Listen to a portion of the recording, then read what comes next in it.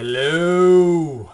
Hey fellas, B Junior from Endurance Productions, YouTube Movie Cave channel. Here today to talk to you about some deals that are out there. That's right, we're having a Big Lots revival. Don't worry, I'm not going to make you come down to the tent meeting or something like that for this kind of revival. Just haven't bought any movies in a while, guys. I've been Netflixing the heck out of some Star Trek episodes and just any old thing I haven't watched in a long time or have never watched before. Had a bad day at work the other day, but you don't want to hear about that. So instead of diving into that bottle and not coming up till morning, I bought movies. That's right. I drowned in my sorrows and bought movies.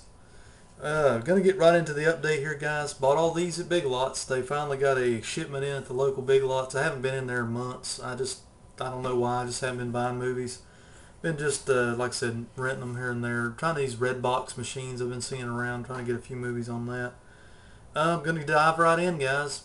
I've been trying to adhere to... Another reason why I haven't been frequent in Big Lots is because I've been trying to stay away from buying full-screen movies, and they have a lot of full-screen flicks over there, so I've been having to be a little more decisive.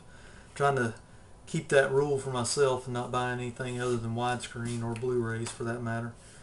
These are all DVDs. I didn't buy any Blu-rays recently. These just seem like really good movies that I would watch over and over again, or just enjoyed over the years, or some that I would want to enjoy for the first time. One of which is Roger and Me, the Michael Moore film that's been put out some time ago. I never have seen this movie before, and I watched it just last night, and I gotta say it was very informative on the job scene as far as Flint, Michigan, his hometown. It's just one of those movies you just have to see, kind of like Bowling for Columbine and Fahrenheit 9/11.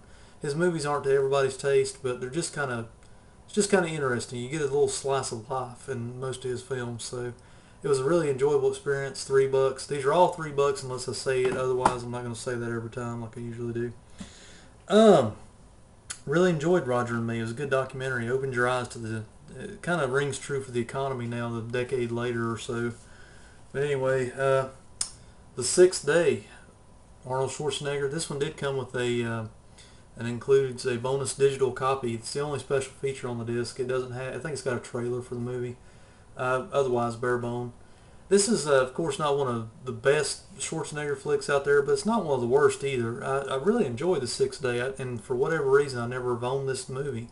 Guess I was waiting for it to become cheap enough. $3. Oh, this messed up. Said $3. Sorry about that. But there again, it's from the director of Tomorrow Never Dies, Roger Spottiswoode, who also directed, oddly enough, Terror Train back in the day.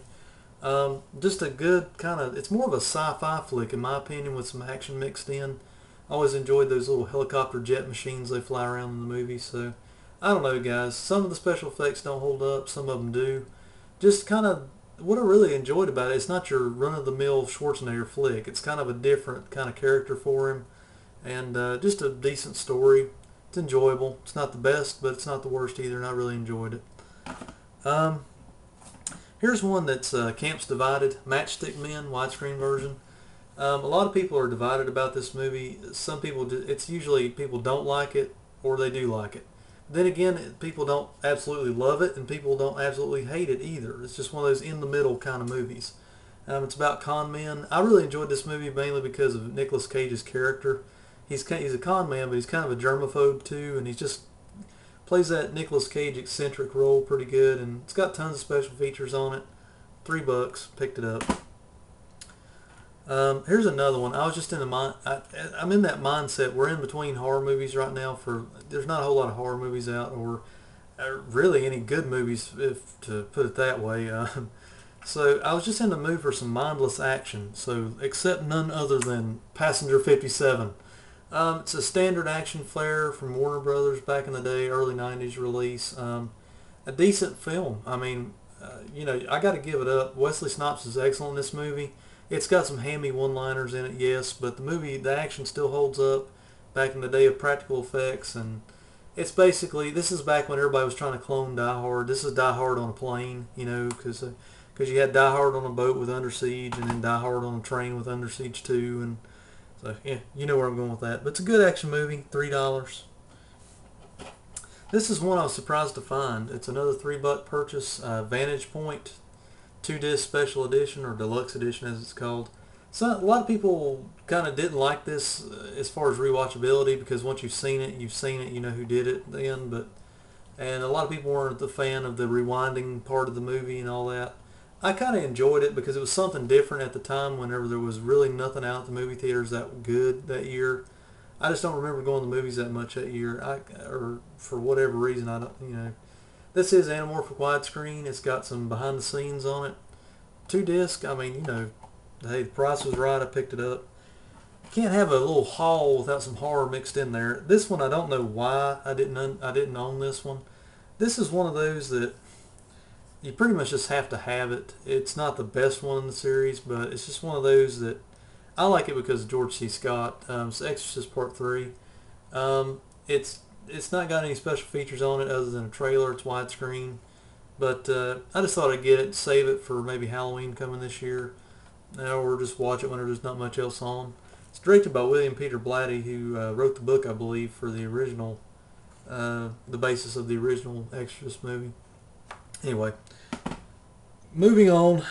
Very Bad Things. It's a dark comedy starring Christian Slater, Cameron Diaz, and a bunch of other notable actors of our era.